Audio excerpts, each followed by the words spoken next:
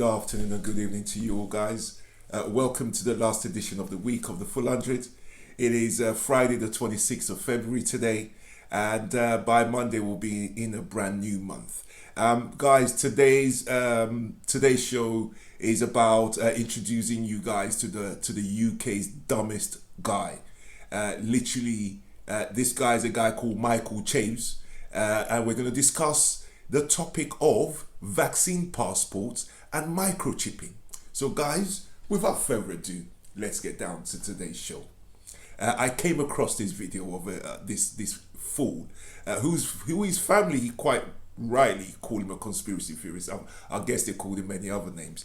I mean, when you see this guy, his beard even looks smarter than he does. So this is someone who, he's one of these people that I'm guessing since the beginning of last year, since all of this started, I'm guessing he's had conspiracy after conspiracy after conspiracy. None of them have come through. So the poor sod is now clinging on to the last of it, which is microchipping, but he's giving you the date of 2030. So that means from his talk, anyone who's getting vaccinated now, you only got to worry. You see the videos, you only got to worry about getting saline inside your body, which is harmless, of course. But what he's saying now is not everyone's getting the vaccine. Some people are just getting saline and they're telling you you're protected. Some are getting the real vaccine, which he calls snake oil, even though he's a snake oil salesman. But what's going to happen is they're going to put these tattoos on your wrist, and they're going to put the microchipping through those tattoos, and that's how they're going to put the microchip. But he reckons 10 years from now. So like these conspiracy theories, the date never comes, and when the date comes and it doesn't happen, they just move it forward and they keep moving and they keep moving. A bit like these QAnon guys. I'm sure he believed in all of that stuff. I'm sure he was looking forward to executions back in November as well. And he's probably looking forward to Trump coming back on the 4th of March. He's in that world. I mean, this guy is as dumb as they come. So before I start, just take a look at how dumb he looks, and then you will go into his videos. Take a look. Right, welcome back. So let's go into his first video. I've broken them up into 4 bits, and then at the end of the show I'm going to give you guys the real information on a serious conversation, which is vaccine certification or vaccine passporting. We all know that these things have existed the longest, and he's probably only been to Greece and Spain his whole life. He's never traveled further out. Anyone who's traveled further out, you do have to have those yellow little cards. You do have to get vaccines sometimes. Now, this issue is some countries, even if the UK doesn't want to roll with it, some countries are demanding it. Countries that this idiot will go to on holiday with his COVID-ridden family, like Greece. Greece don't want him there. Greece, if you're coming to holiday, leave your passport back in the cupboard, mate, because you're not coming without proving to us that you're COVID flipping free. Okay, so even though these countries are requesting it, the issue is what the UK is doing at the moment is they're reviewing how to make that information accessible to anybody.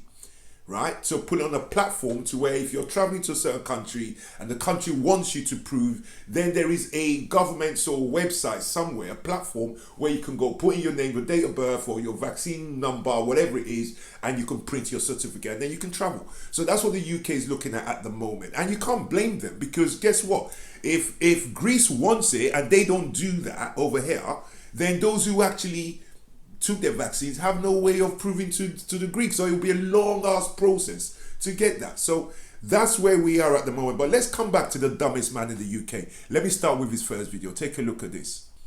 My name is Michael Chaves, and this is Mad Myths Conspiracies. I want to talk briefly today, guys, about the microchip. I've got a relative who now makes their living injecting snake oil into people. They get their £25 a day for volunteering to inject snake oil into people, and is probably responsible for the death of a few hundred people by now. So, notice the snake oil salesman calling the vaccine a snake oil. But I'll tell you something else. Notice this guy made a claim just there that hundreds have died. This guy must have some contacts on the inside. He must be counting the bodies. Like every time someone dies from the vaccine, they probably send him an email or send him a message or call him and say, Michael Chaves, we just lost another one, right? You couldn't make this up. Let's go to his second video now. Take a look.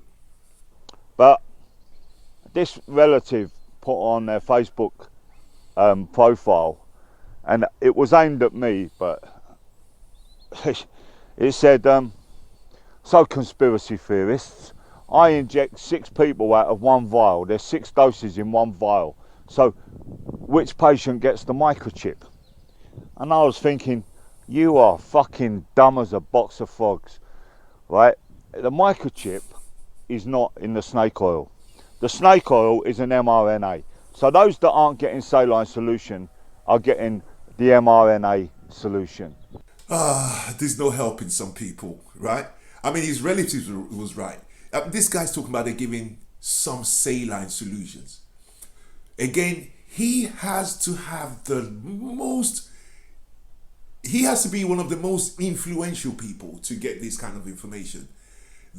He must have nurses all around the country who are telling him all of this. Some people are getting saline solutions, some people are getting the vaccine. Wow, Michael, you know, he truly is dumber than he looks. Seriously, I mean, this guy, it gets worse. I mean, the last one is the worst one, when he actually takes you to where he's trying to go, right? So, listen, let's take a look at the third part of his video. Take a look. Now here's the thing, right? We've all carried passports for years every time we go abroad.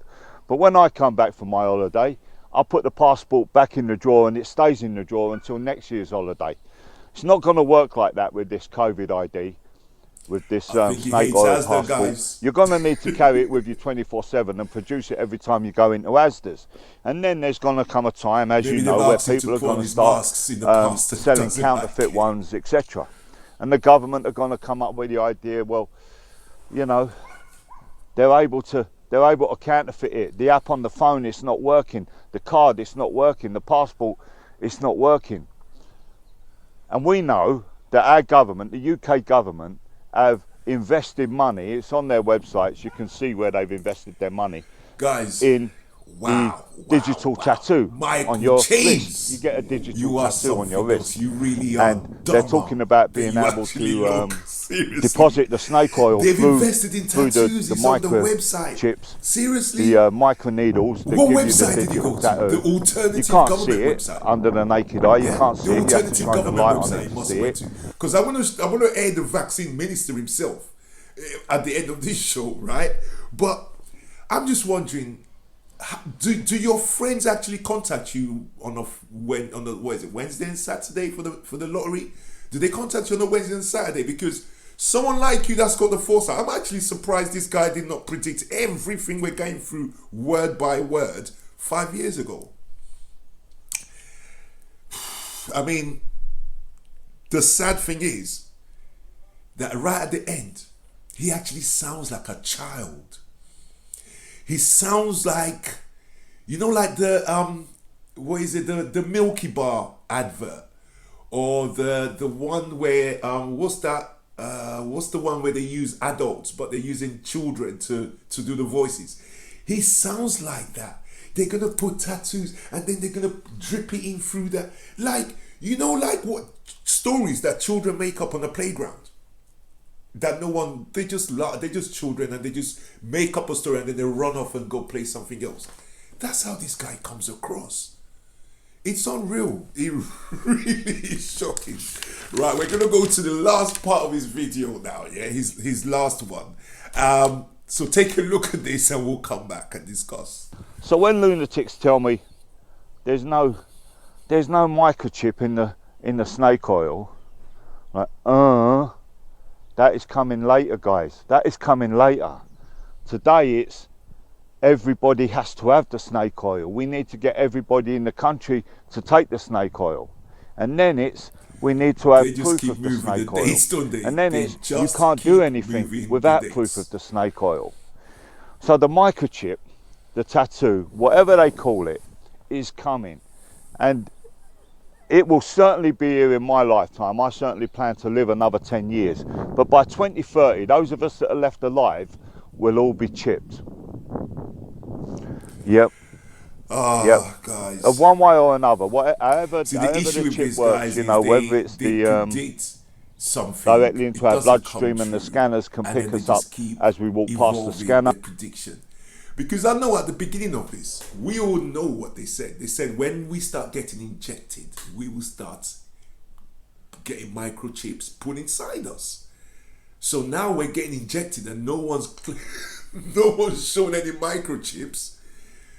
Dumb idiots like this idiot are now saying it's okay, it's going to happen 10 years from now. Okay. Guys, look, let's debunk all of that madness and childish foolishness and just empty-headedness. Let's discount all of it. Let's get into the issue. The issue is this, right?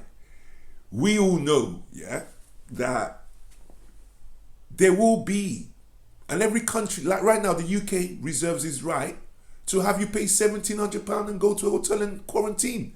They also deserve and reserve their right to ask you for a COVID certification proof that you've had your vaccine.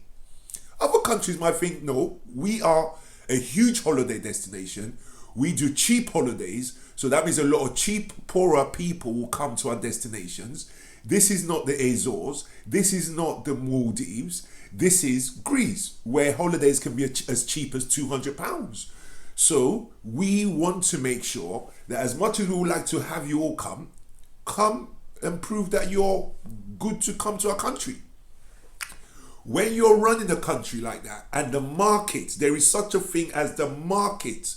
When the market's pushing for something, you have to go with the flow or stand alone.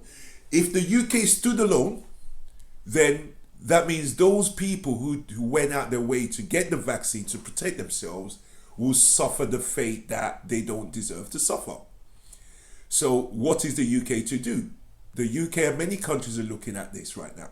But a vaccine passport is nothing new. They exist in the form of a yellow card. For those of you who have travelled further afield, they already exist. I've got a couple of them dating back many. I've kept all the ones I've had in the last sort of 15 or so years. If I go back to holidays from about 2005, 2006 onwards, I've got them all somewhere at home. So these things exist. It's just that this is a more worldwide thing because no one gets a vaccination to visit London from Russia or from China. No one gets a vaccination to visit the US. But we now have a global disease that is very dangerous. You know, dangerous to the economy, dangerous to health, dangerous to everybody's well-being, mental health, everything. So these countries are doing what they must do to protect their citizens. So for me, what the UK is doing, you're going to see in my next video. And that's the best way to do it step by step, which is, right, okay, we're not thinking right now of having the passports, but we need to have a platform so that those who want to go somewhere or those who want to prove they've had it can go there and access their information, download their certification, and then show it if they need to. And I support that fully. That's where the UK is, and that's what they're doing. So take a look at this last video, and I'll see you on the other side to say my goodbyes. Passports, green badges, IDs to allow a much freer and more complete lifting of the economy. So I know it's a discussion in Israel, and I want to ask you, Minister Zahawi, because you felt, and you've said publicly, that you think it might be discriminatory. Other members of the government have, left the door open to potentially bringing vaccine passports in. Can you see that happening in the UK? And where? Would it be for people traveling to the UK? Would it be to go into restaurants? Would it be, to hold a job? Tell me about the thinking now.